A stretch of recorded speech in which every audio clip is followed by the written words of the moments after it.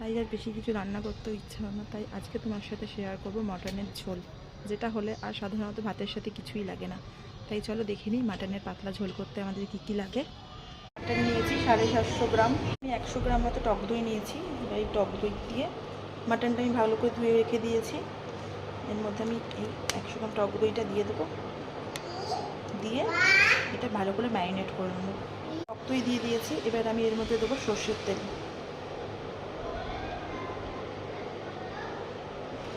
সর্ষের তেল দেওয়া হয়ে গেছে। এর মধ্যে আমি দেবো হলুদ গুঁড়ো দিয়ে দিয়েছি। আর দেবো এখন এর মধ্যে দেবো কাশ্মীরি লঙ্কার গুঁড়ো, কাশ্মীরি রেড চিলি পাউডার। এটা দিয়ে আমি মাটনটা ম্যারিনেট করব।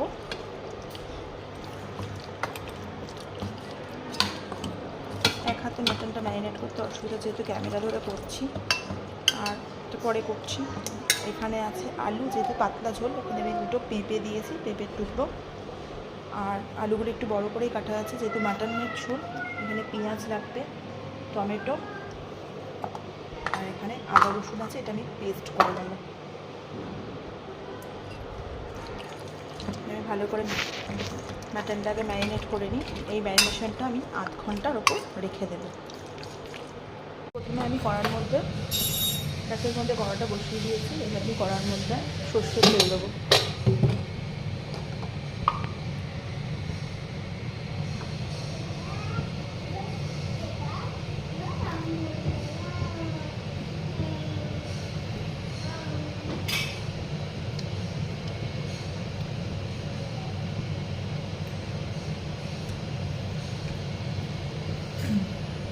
আমি তেলের মধ্যে আলুটা ভেজে নেব। এখানে একটু অল্প তেল দিচ্ছি। তেলটা গরম হলে আমি এর মধ্যে আলুটা আর পেঁপেটা, যেটা আমার আলু কাটা আছে, একটু পাতলা ঝোল করছি এই জন্য, যেহেতু গরমকাল পেঁপেটা ওই জন্য দিচ্ছি।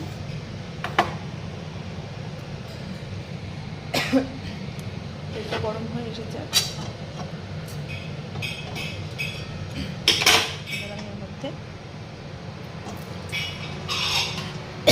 আগে থেকে কেটে রাখি পেঁপেটা আর আলুটা দিয়ে দিলাম। এবার আমি এর মধ্যে অল্প একটু নুন দেবো।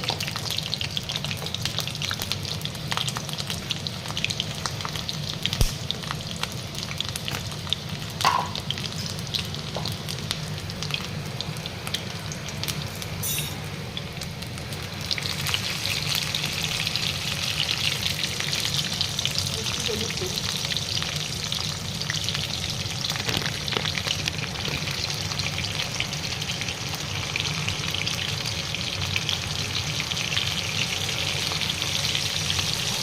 এই আলুগুলো আমি লাল লাল করে ভেজে নিই।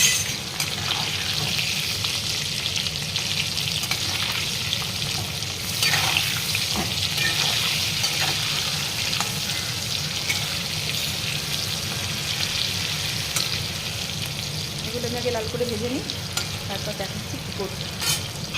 আমার পেঁপেটা ভেজে তুলে রাখা হয়ে গেছে। আমি এটা একটু অল্প তেলেই রান্না করব। তেলের মধ্যে আমি দেবো তেজপাতা আর দেবো গোটা গরম মশলা ফোড়নে। গোটা গরম মশলার মধ্যে আছে দারচিনি, ছোটো এলাচ, আর দেবো একটা বড় এলাচ। বড় এলাচটা ফাটিয়ে দেবো না, বড় এলাচ দেবো। বড় এলাচ দিলে একটা ফ্লেভারটা খুব ভালো আসে মাটনের। আর দেবো রঙের জন্য অল্প চিনি।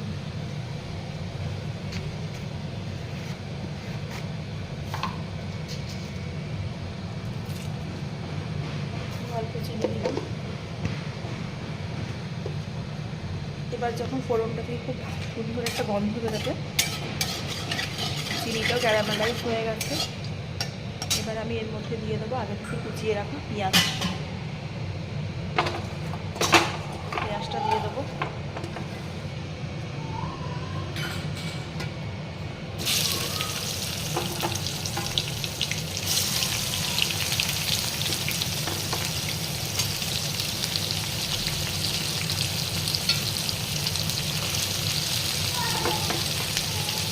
এখানে আমি 750 গ্রাম মাটনের জন্য 200 গ্রাম মতো পেঁয়াজ নিয়েছি।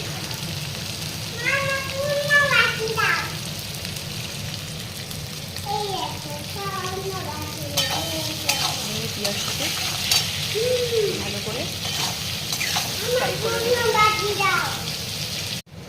এখানে আমার পেঁয়াজটা গোল্ডেন ব্রাউন করে ভাজা হয়ে গেছে। এবার আমি এর মধ্যে দেবো আদা রসুনের পেস্টটা।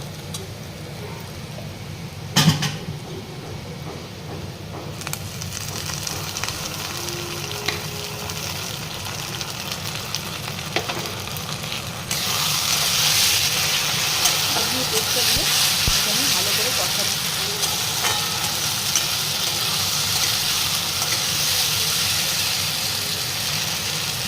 মশলাটা কষাচ্ছি। চিকেন বলো মটন বলো বন্ধুরা, সব কিন্তু মশলা খুব ভালো করে কষাতে হবে। মশলার মধ্যে যদি কাঁচা গন্ধ থাকে তাহলে কিন্তু মাটনের টেস্ট একদম ভালো হবে না। তাই জন্য অনেক সময় নিয়ে মাটনের মশলাটা বা চিকেনের মশলা খুব ভালো করে কষিয়ে নিতে হবে। যখন একদমই কাঁচা গন্ধটা থাকবে না আদা রসুনের, তখন এর মধ্যে আমি দিয়ে দেবো টমেটো কুচি। আমি এখানে আদা রসুন অনেকক্ষণ ধরেই মোটামুটি ভাজছি।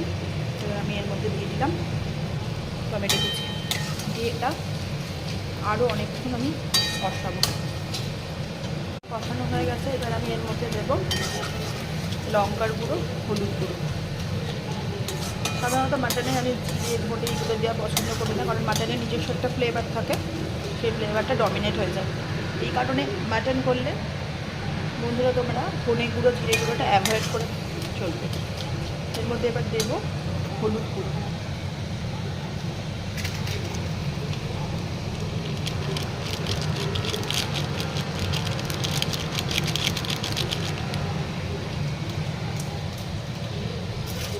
আর দেবো কাশ্মীরি রেড চিলি পাউডার।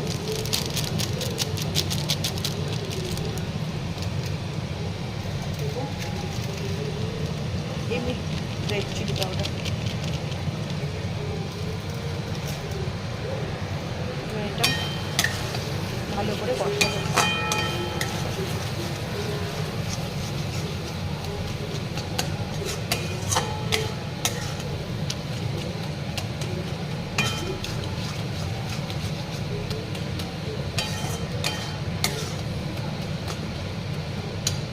আমি একটু জল দেবো।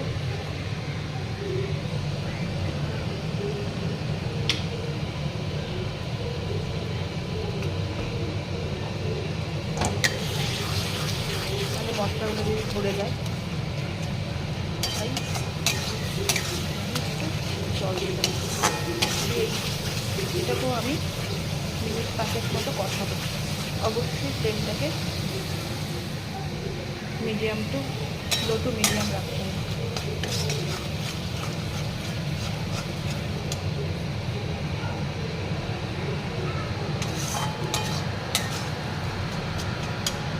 থেকে তেল ছাড়তে আরম্ভ করে দিয়েছে, এই যে সাইড দিয়ে তেলটা ছাড়ছে। এবার আমি এর মধ্যে দিয়ে দেবো আমার যে আগে থেকে এখানে ম্যারিনেট করা মাটনটা আছে, সেই মাটনটা আমি এর মধ্যে দিয়ে দেবো।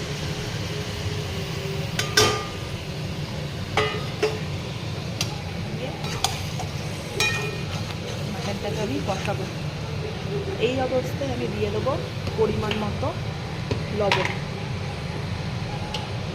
এই অবস্থায় যদি মাটনে নুনটা দিয়ে দেওয়া হয়, তাহলে মাটন থেকে যে এক্সেস জলটা আছে সেটা বেরিয়ে যাবে।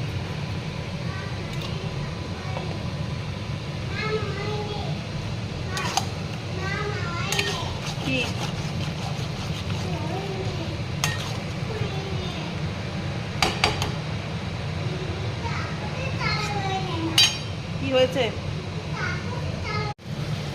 মাটনটা আমি খুব ভালো করে কষিয়ে নেব। মাটনে এখন কোনো জল দেওয়া যাবে না। মাটনটা এরকমভাবে অনেক ধৈর্য দিয়ে মাটনটাকে কষতে হবে। আর মাটন থেকে যেহেতু নুন দেওয়া হয়ে গেছে, মাটন থেকে জল বেরাতে মাটনটা ঢাকা দিয়ে দিয়ে কষে নেব। 15 মিনিট মতো মাটনটা কষে নেব। খুব ভালো করে কষানো হয়ে গেছে। আমি কিন্তু এই অবস্থায় একটুকু মাটনের মধ্যে জল দিইনি।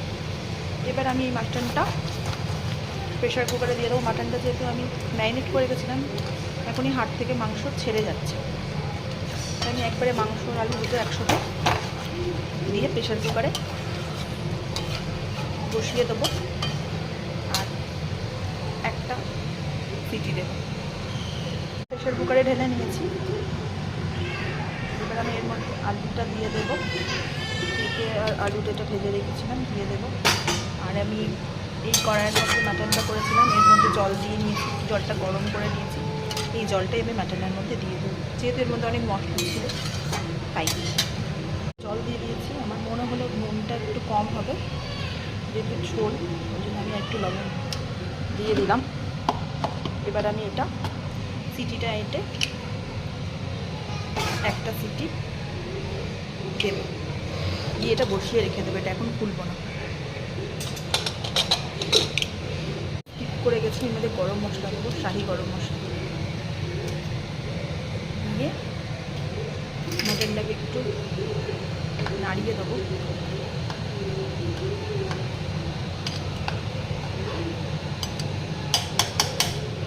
আমি এটা প্রেশার কুকারটা এটা দেবো। ফ্লেমটা বাড়িয়ে দিয়েছি, যখন একটা সিটি করে দেবে তখন এটা কমিয়ে একটু বসিয়ে রেখে আমি গ্যাসের ফ্লেমটা বন্ধ করে দেবো। আমার এখানে মাটন রেডি হয়ে গেছে, আমি প্রেশার কুকারে ঢাকা খুলে ফেলেছি। এখানে মাটন সার্ভ করে দিয়েছি। আমার রেসিপিটা কেমন লাগলো তোমাদের অবশ্যই জানিয়ে বন্ধুরা। আর আমার চ্যানেলটাকে অবশ্যই সাবস্ক্রাইব করো, লাইক করো, কমেন্ট করো। আজকের মতো এখান থেকেই বিদায় নিলাম, টাটা।